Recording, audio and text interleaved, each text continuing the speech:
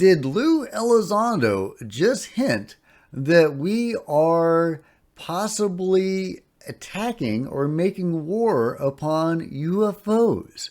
This is crazy. Okay, let's get into this. This is Cosmic Road, where I discuss UFOs and the paranormal. Please hit like, please subscribe, and hit the bell to be notified of future videos.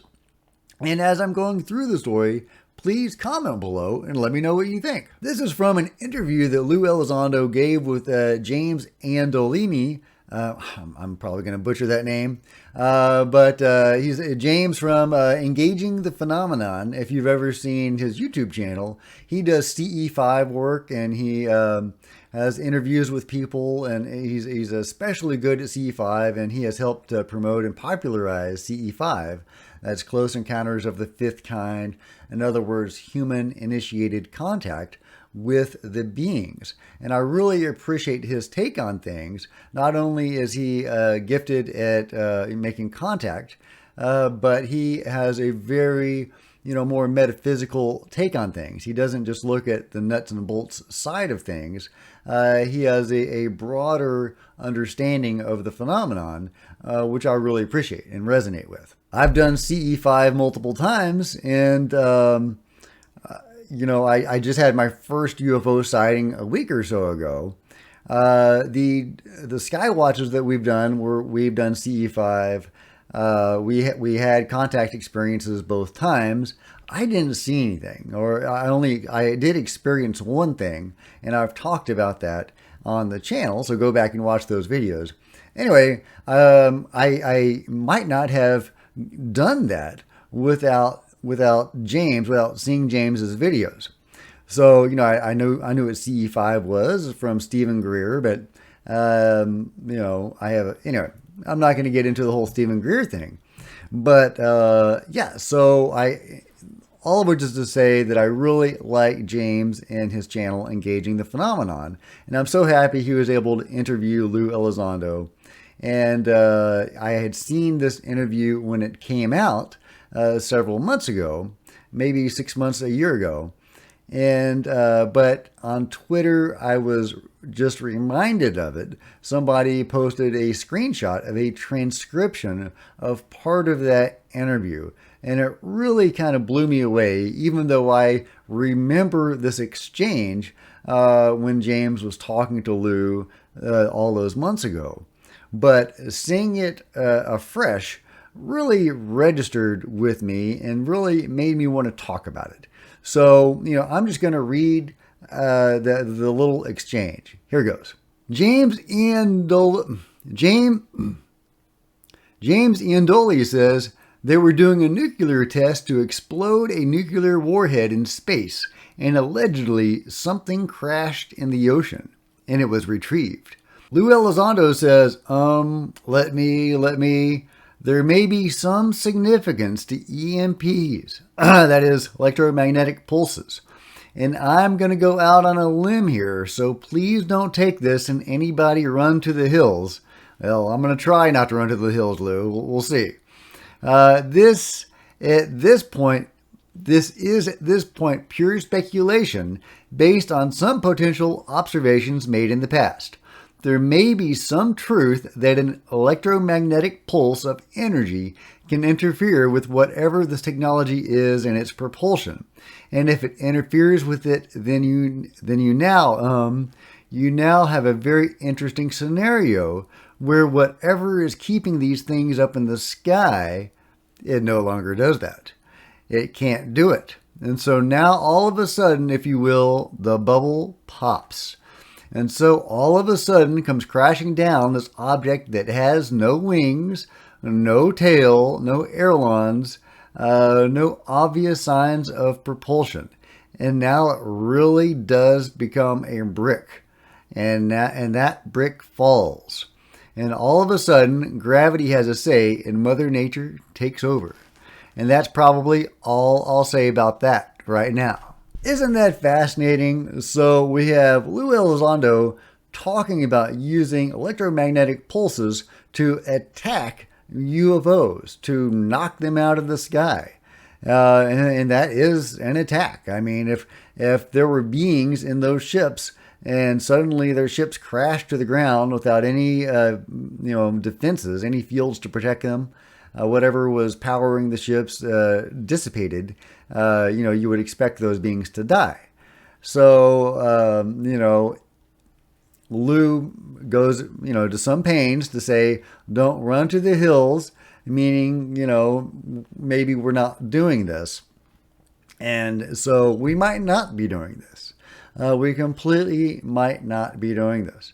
However, if any of you have read the book The Day After Roswell by Colonel Philip J. Corso, the general thrust of that book is reverse engineering alien technology from Roswell and other crashes to ultimately design defenses against the beings. So, and at the end of the book, he actually talks about a specific incident. He does not go into any detail about it. I wish he had. The opening of the book is, opens with that idea, and then it ends with it very briefly. Feels very abbreviated. But anyway, he does talk about a specific incident where we had successfully used reverse engineered alien technology to bring down a UFO. So, if that is correct, then we have successfully brought UFOs down. Now, that seems to have been a different technique than what Lou is talking about.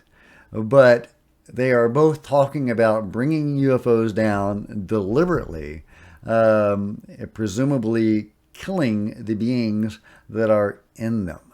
So that is making war on the beings. That's serious stuff. Now, there do seem to be multiple races of beings, possibly many races of beings. And, once you get into the literature and the lore of this stuff, it's very complicated, and there seems to be different factions, particularly among the Greys or the Zetas. And some are, just abducting people in a malevolent way or a way that does not care about humanity. And then there are others that do care about humanity and maybe abducting us for our own good. And which is a whole thing unto its own, and that gets into the idea of soul contracts and pre-life agreements and the whole evolution of mankind thing. And yeah, so that's beyond the scope of this video, and that's going to be very woo-woo for a lot of people. And I don't even know what I think about that. However, I have done a massive amount of research on it, and it really does seem like there's something to that. So I'm hoping that the UFOs that we are targeting in this hypothetical example by Lou and this possibly real example by Colonel Corso are of the unfriendly kind. I hope we're not targeting just willy-nilly any being out there. I don't think we are, because according to my own research, again, reading and absorbing many alien abductee and contactee experiences, when they recall seeing the beings sometimes working with the military and government people. So it does seem, according to my research, that the government is working with at least some subset of the beings. And so could it be a different faction shooting them down? Or are they shooting down other beings from another faction? I don't know. I leave that up to you, but I think that's, very interesting and possibly important. Just a few days ago, I released a video talking about a whistleblower from Linda Moulton Howe, a Navy gentleman who said his vessel in the 80s attempted to fire on a UFO. It could not get a lock. The craft, shook off its lock and didn't seem concerned about the ship at all, the vessel at all. The UFO was just kind of playfully flying around in the sky, totally unworried about the Navy vessel. But that is not the only encounter that I've had, that I've run across like that. There are multiple encounters of U.S. ships, whether in the water or in the air, that have fired upon, attempted to fire on, and actually fired upon UFOs. So there does seem to be some battle with the beings, or some subset of the beings, and that is very likely one of the main reasons why the government does not want us to know the truth, because how can you describe that to people? We're engaging the phenomenon. Sorry, James, not engaging it in a friendly way in some particulars. So anyway, it's fascinating. I don't know what to make of it all, but there is a lot of evidence to suggest that we are indeed firing upon and possibly even bringing down UFOs of a certain subset of the beings. I don't think it's just willy-nilly shooting at any being, but I could be wrong, and I have to believe that there are only certain people within the government and the military and the private sector that even know what beings are on what side. So, the random Navy vessel, probably doesn't have any technology that could do anything about the beings, and they wouldn't know what beings to fire upon and what not. Although it is very interesting that they may have had orders to fire upon them. Maybe they just fired upon them because they were encroaching upon their airspace. I don't know. But anyway, I've rambled for long enough, but I think that is all fascinating food for thought that occurred to me when I saw that tweet talking about that exchange between Lou Elizondo and James. Hope you've enjoyed this video.